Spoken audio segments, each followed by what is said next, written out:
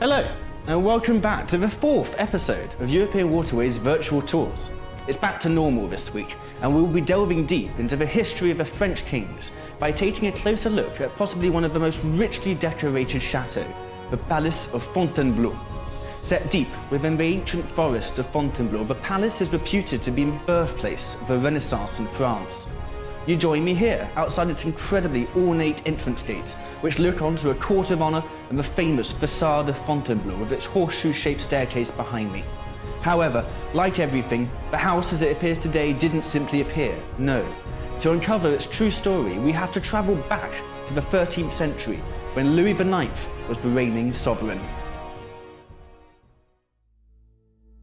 The history of the Palace of Fontainebleau can be roughly split into four phases. The Middle Ages, under the reign of Louis IX, the Renaissance, with Francis I, Henry II and Henry IV as king, the eve of a revolution with Louis XVI and Marie Antoinette as the sitting sovereigns, and post-revolution when Napoleon Bonaparte made Fontainebleau into his palace of choice. What Louis IX would have seen would have been quite different to what we have today.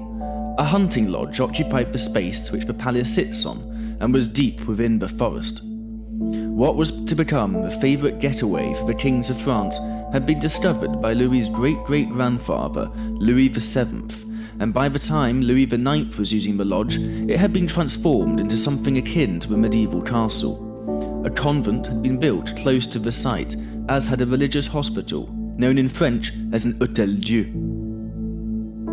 It wasn't until the 16th century, however, that any major modifications and embellishments were made to the palace, giving it somewhat the appearance and feel it has today. Francis I, a king who in some cases can be argued was the Renaissance, commissioned the architect Gilles Le Breton to build a new palace on the site in the new Renaissance style, which had recently been founded in Italy. Francis I enjoyed the leisures and comforts of life. Art, culture, music, good food, wine and women were very much the order of the day. Le Breton preserved in the old medieval keep from the hunting lodge where the king's apartments were located a new Renaissance palace which was fit for a king. In the 1540s, King Francis expanded the chateau further and surrounded it with new parkland in the Italian Renaissance style, complete with summer pavilions and what is believed to be the first grotto built in France. Following the untimely death of Francis I, his son, Henry II, continued his father's legacy and remodelled the chateau's facade, decorating it with the now famous horseshoe staircase, as well as remodelling many of the interior function rooms, including a ballroom, which we will be visiting during the tour. Following the death of Henry II in a jousting accident, his widow, Catherine de' Medici, continued the construction and decoration of the chateau. In 1565, as a measure of security due to the wars of religion, a moat was dug around the palace to protect it against potential Huguenot attacks. After the wars were over, the moat was filled in and no traces remain today. King Henry IV made more additions to the palace than any other king since Francis I. Between 1601 and 1606, he had all the facades around the courtyard remodelled to give them greater harmony, and also ordered a redecoration of another of the palace's chapels, that of Saint-Saturnin. Between 1606 and 1609, he built a new courtyard to provide a place for the kitchens and the residences of the court officials. As well as overseeing the construction of two new galleries within the palace, he also commissioned the construction of a jeu de paume, an indoor tennis court, which today is the oldest and largest such court in the world. Henry IV also devoted much time and effort in transforming the parkland and gardens around the chateau. His gardener created a large parterre of flower beds decorated with ancient statues and separated them with paths and large squares on the north side of the palace, whereas on the south side he created a parkland planted with pine, elm and fruit trees, as well as laying out a grand canal 1,200 metres long, 60 years before Louis XIV built his own at the Palace of Versailles. His son, Louis XIII, who was born and later baptised at the chateau, oversaw the continuation of work initiated by his father and completed the decoration of the Chapel of the Trinity, as well as assigning the court architect to rebuild the horseshoe staircase on the courtyard that had become known as the Court of the White Horse, or Cheval Blanc. Despite spending a lot of time at the Palace of Versailles, King Louis XIV spent more time at Fontainebleau than any other monarch. He liked to hunt in the forest at the end of the summer and the beginning of the autumn to get away from the heat of Paris and court life at Versailles. Though he made few changes to the exterior, the Sun King did commission his landscape architects from Versailles, André Le Nôtre and Louis Le Vau, to redesign Henry IV's large parterre into the French formal gardens we see today. On the eve of the French Revolution, King Louis XVI made yet more additions to the palace to create space for his courtiers. A new building was built alongside the Gallery of François I. The apartments of Queen Marie Antoinette were rebuilt, and a Turkish-style salon was built for her in 1777, as well as a games room and a boudoir decorated in the arabesque style. King Louis XVI and Marie Antoinette made their last visit to the Palace of Fontainebleau in 1786. Fortunately, during the Revolution, the Palace of Fontainebleau did not suffer any significant damage on the exterior. However, the furniture and furnishings were either destroyed or sold at auction. The buildings on the estate were later occupied by the Central School for the Département of the Seine and the Marne, and then, in 1803, Napoleon Bonaparte founded a military school on the site. As he prepared to become emperor, Napoleon wanted to preserve as much of the old regime as possible, and so chose Fontainebleau as a historic meeting place between himself and Pope Pius VII, who had been forcibly taken from Rome to crown him as such. Napoleon had a suite of rooms decorated for the Pope and the entire chateau refurbished, with much of the original furniture relocated to its rightful place. He held the Pope captive at Fontainebleau so that he was able to be crowned Emperor at Notre Dame under the eyes of God, and to accomplish his plan on returning the seat of the Catholic Church to France. Though Napoleon did not spend much time at the chateau, as he was occupied with so many campaigns, he did have the ceremonial bedchamber of the kings transformed into the throne room, which today is the only one surviving in France, as well as other apartments and drawing rooms which were redecorated in the new Empire style. Napoleon spent the last days of his reign at Fontainebleau, before eventually abdicating his throne on the 4th of April 1814 here at the palace. On the 20th of April, after a failed attempt to commit suicide, Napoleon gave an emotional farewell from the horseshoe staircase to his soldiers of the Old Guard, assembled in the courtyard of the Cheval Blanc. Following the restoration of the monarchy, both King Louis XVIII and Charles X stayed at the palace. However, neither made any significant changes to the building or the grounds. Louis Philippe was more active, restoring rooms and redecorating others in the style of his period. Emperor Napoleon III, who had been baptized at Fontainebleau, resumed the tradition of long stays at the palace, in particular during the summer. Many of the historic rooms were restored to appear as they would have done when they were built, while the private apartments were decorated to suit the tastes of the Emperor and Empress.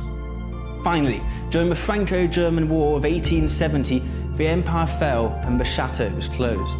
The palace was briefly occupied by the Prussians and later became an army headquarters under the command of Frederick Charles in 1871. Following the war, the palace became the home of the Advanced School of Artillery and Engineering of the French Army, and it was later occasionally used as a residence by the presidents of the Third Republic. It received a visit by the last survivor of its royal residence, Empress Eugénie, in 1920. Following the First World War, the palace became home of the American School of Art and Music, which still exists today. In 1927, the chateau became a national museum to the legacy of the Bonaparte dynasty. During the Second World War, it was occupied by the Germans between 1940 and 1941, and following the war, part of the chateau became the headquarters of the Allied forces of Central Europe under NATO until 1966. The general restoration of the chateau took place between 1964 and 1968 under President Charles de Gaulle and his Minister for Culture. The palace was finally designated as a UNESCO World Heritage Site in 1981. So, now that you're all caught up, what do you say we head inside and see what treasures the palace has in store? Come on, follow me. In this virtual tour, I will be taking you through some of the grand apartments and major rooms of the palace, and we start here in the Plates Gallery. Situated on the first floor overlooking the courtyard of the Cheval Blanc, King Louis Philippe had this gallery built in 1840 on what had previously been a terrace. The lower half of the walls are inset with 120 plates made in the porcelain works at Sèvres, and they recount the history of Fontainebleau. Above the panelling and on the ceiling are paintings which were originally in the Gallery of Diane, which had been remodelled in 1810. Moving on, we find ourselves here in the Horseshoe Vestibule, the official entrance lobby of the palace. What is perhaps most spectacular about this room is the ornate doorway you can see behind me. Sculpted in 1639 by Jean Gobert, these beautiful wooden doors give onto the famously decorated Gallery of François I. A second doorway, to my right, leads to the gallery overlooking the nave of the Chapel of the Trinity, which we visited in last week's tour. If you'd like to learn more about the chapel, click here. Through the doorway, and we come to this, possibly the most famous of icons of the Renaissance style in France, the Gallery of François I. This was very much made for a man who basked in self-adoration. Initially a simple passageway, the gallery allowed access from the royal apartments to what remained of Louis IX's convent, the Chapel des Trinitaires. Francis I commissioned two Italian artists, Sebastiano Celio and Giovanni Battista di Jacopo, better known as Rosso Fiorentino, to decorate the gallery between 1533 and 1539. The two craftsmen decorated it with murals glorifying the king, framed in stucco reliefs, and their style has since become known as the first school of Fontainebleau, and it is widely believed that the Renaissance was introduced to France here at Fontainebleau during this time. The lower part of the walls are overlaid and carved with this beautiful walnut wainscoting, and was the work of the Italian cabinet maker Francesco Scribeck di Carpi. The beautiful panelling incorporates benches and is embellished with both the king's coat of arms, his monogram, and his emblem, the salamander. Above the wooden panelling, frescoed panels with extravagant stucco frames are the most striking feature of what was to become known as the emblem of the first school of Fontainebleau. While the gallery may be considered today as one of the first examples of Renaissance decoration in France, it has not really been left to us as it was intended to be built. The shorter sides of the gallery have since lost their original Rosso paintings after modifications carried out in the 17th and 18th centuries, and a study, initially built into the north wall, was removed following the building of a parallel wing, which also led to the removal of all the windows on the left-hand side. Nonetheless, the greater part of the decoration remains, and it was lovingly restored in the early to mid-1960s. As we pass through the gallery and exit on the opposite side, we enter the guards room. Built during the reign of Charles IX, it is located just outside the royal apartments and provided full-time protection to the monarch in residence. Of the original decoration, dating to the 1570s, only the beautiful beam and joist ceiling and a war trophy frieze remains. The rest, including the floor which imitates the ceiling, was commissioned by Louis Philippe in the early 19th century. The fireplace, which includes elements from the 16th and 17th centuries, was installed in 1836. Past the guards room, we pass through a narrow corridor and eventually find ourselves in perhaps the largest room of the Château, the Ballroom. Originally designed as a loggia by Francis I, this vast space was reimagined by his son Henry II. The open arcades were turned into windows, and the vault, which was already under construction, was replaced with a coffered ceiling. At the east end, a vast fireplace is flanked by two bronze satyrs, copies of Roman statues, and to the west, the minstrel's gallery can still be seen, from where an orchestra would play while the royal family and their court enjoyed the evening's entertainment.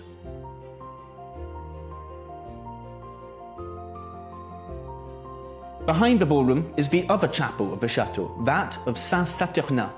Originally built in the 12th century, it actually predates the Chapel of the Trinity. However, it was heavily rebuilt under the reign of Francis I. Its mighty dome ceiling was given the same ornate decoration as the ballroom by Henry IV.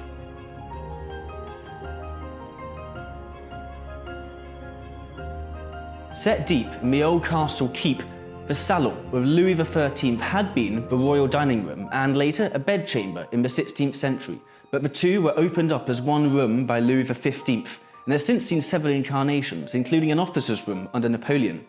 Louis-Philippe had the 18th century carving and wood panelling enhanced with gold leaf and a number of paintings already in the Château's collection. Other than a marquetry cartel clock embellished with Apollo's gilt bronze chariot, originally from the Château de Chantilly, the 19th century furniture imitates that of the reign of Louis XV.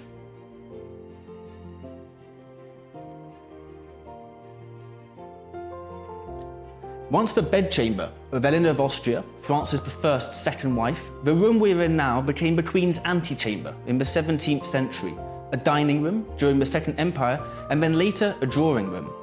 All that remains of its Renaissance decor, however, is the stucco-ornamented fireplace with its frescoed medallion of the marriage of Venus and Adonis. Next door is the Queen's antechamber, of which only the 18th century fireplace has survived. The numerous tapestries seen hanging today were installed by Napoleon III and recount the myth of Psyche and Cupid.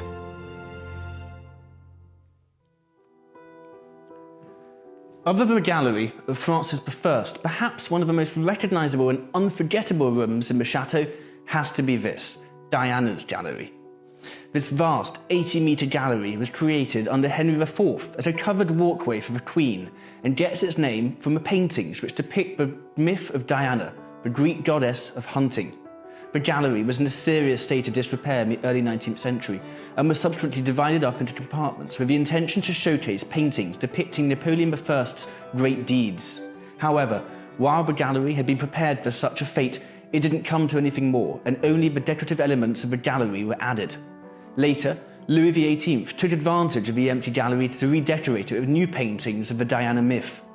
The neo-classical decor was rounded off with a series of paintings showing the history of the French monarchy.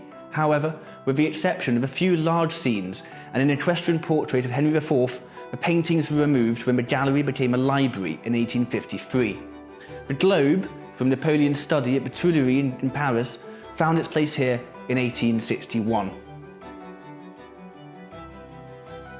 The next series of rooms we will be visiting are primarily associated with Napoleon Bonaparte, and we start off with this one, unquestionably the handsomest surviving example of late 18th century arabesque decoration in France. The Empress's Grand Salon, this games room, was among the rooms completely redecorated for Marie Antoinette in 1786, and the wainscoting and beading were painted with the grisaille, a technique of painting which imitates sculpture, with monochrome compositions of twining plants, women in flowering robes, and female dancers, as well as some cameo-like treatments of subjects from antiquity, and the same decorative technique was applied to the doors.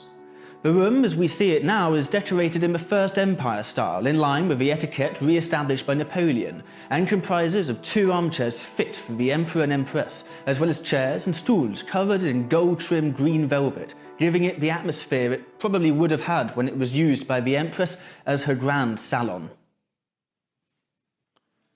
From Marie de Medici to Empress Eugénie, all of France's female sovereigns used this ceremonial bedchamber, which today offers a unique history of interior decoration. In the centre of the ceiling, which is festooned with floral motifs, is the monogram of Anne of Austria, the mother of Louis XIV, and the interior was later modernised for the wife of Louis XV in the rocaille style. The doors, however, with their arabesque motif, date from the time of Marie Antoinette. The period represented by the current furniture is First Empire.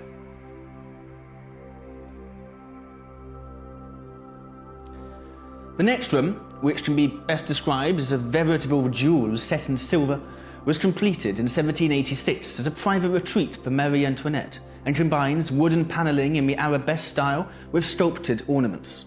The mahogany floor bears the Queen's monogram, and of all the original furniture, only the roll-top desk and hopper table survive. Decorated with mother-of-pearl, silver and gilt bronze, brass and a satin-finished boxwood and ebony veneer, they offer a perfect aesthetic fit with the boudoir's aura of feminine sophistication.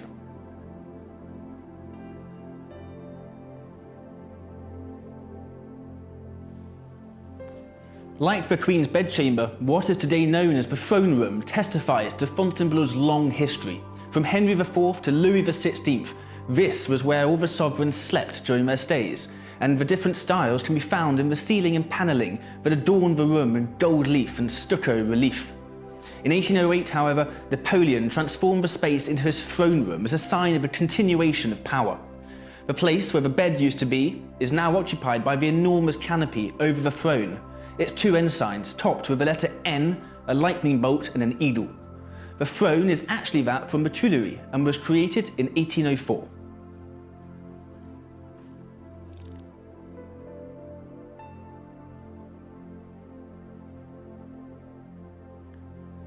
By passing through a small room whose panelling is painted with pictures of birds, the King's Valley Room, where, according to legend, the minutes were burned once the council meetings were over, we come to the council chamber. This room underwent an ambitious redecoration in the mid-18th century, in which much of the interior detailing was renewed, and in 1773 the room was enlarged with a semi-rotunda giving onto the gardens. Under Napoleon I, the room retained its function, and the chairs and folding stools allowed ministers and councillors to take their places around the emperor.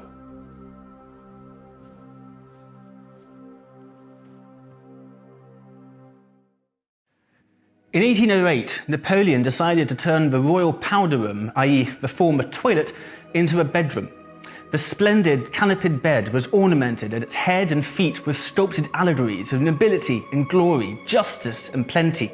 Napoleon stepped out of bed onto Salon's carpet, whose central motif was a cross of the Legion of Honor, its 5 branches alternating with civil and military attributes for the emperor, who had worked hard to obtain the throne and wanted to make it known that those who served him well would be well rewarded.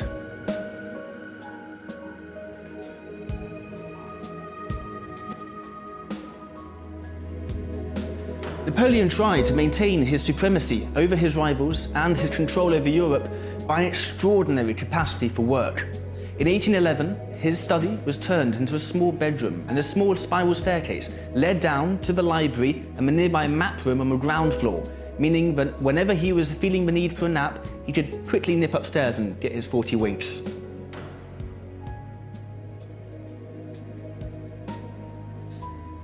And finally, we come to a rather small and unadorned room. Despite being very plain, this is in fact a very important room, for it was here that the marshals of France summoned Napoleon to end the war and relinquish power, forcing him to sign an act of abdication on this small table behind me.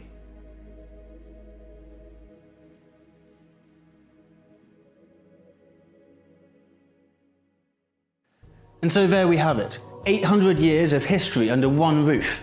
With an unbroken line of 34 kings and 2 emperors, I'm sure you can agree that the Palace of Fontainebleau truly is one for the ages. Join me next week as we head north to Scotland, into the Highlands, to discover the mystical and intriguing history of Cawdor Castle. I will see you there.